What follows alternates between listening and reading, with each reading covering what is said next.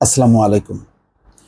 নেতানিয়াহুকে গ্রেপ্তারে আইসিসির সম্ভাব্য পরোয়ানায় কেন উদ্বিগ্ন ইসরায়েল? এ নিয়ে একটি রিপোর্ট এসছে। খবরে এর আগে বলা হয়েছিল যে নেতানিয়াহু নিজেও খুবই উদ্বিগ্ন।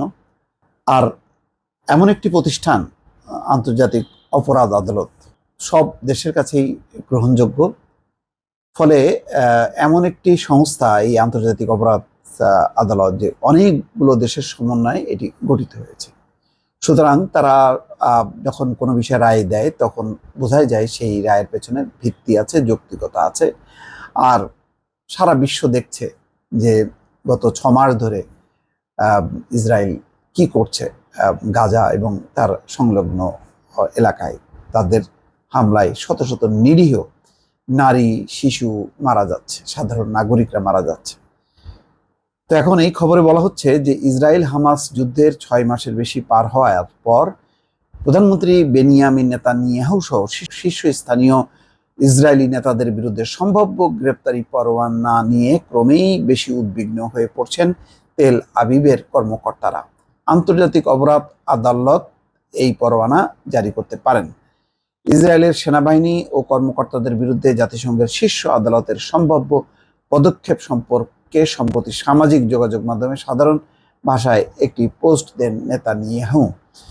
দেশটির পররাষ্ট্র মন্ত্রণালয় বলেছে, আইসিসির পদক্ষেপ নিয়ে প্রকাশিত খবরাখবরের উপর তারা নজর রাখছে। বিশ্বে যুদ্ধাপরাধ, মানবতা বিরোধী অপরাধ, গণহত্যা ও আগ্রাসন চালানোর মতো নৃশংসতম কর্মকাণ্ডের জন্য দায়ী ব্যক্তিদের বিচারের সম্মুখীন করার সর্বশেষ আশ্রয়স্থল হিসেবে 2002 সালে প্রতিষ্ঠিত হয় স্থায়ী আদালত আইসিসি।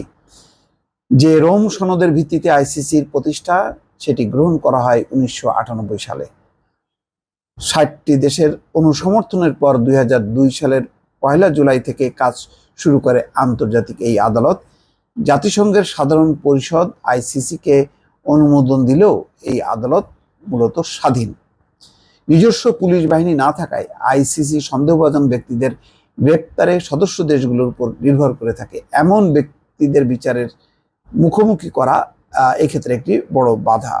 প্রধানমন্ত্রী বেনিয়ামিন নেতানিয়াহু গত শুক্রবার টুইটে লেখেন যে ইসরায়েল তার আত্মনিয়ন্ত্রণের সহজাত অধিকার ক্ষুণ্ণ করে আইসিসির এমন কোনো চেষ্টা মেনে নেবে না।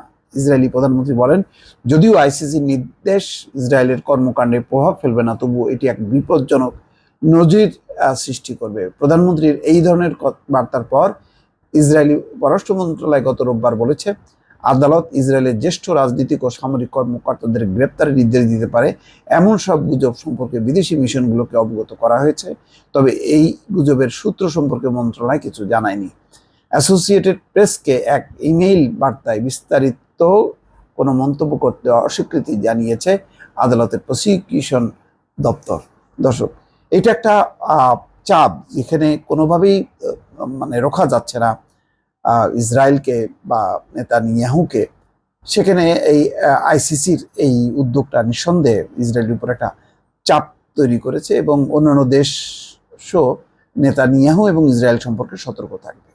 দর্শক, ভালো থাকবেন। আল্লাহ হাফেজ।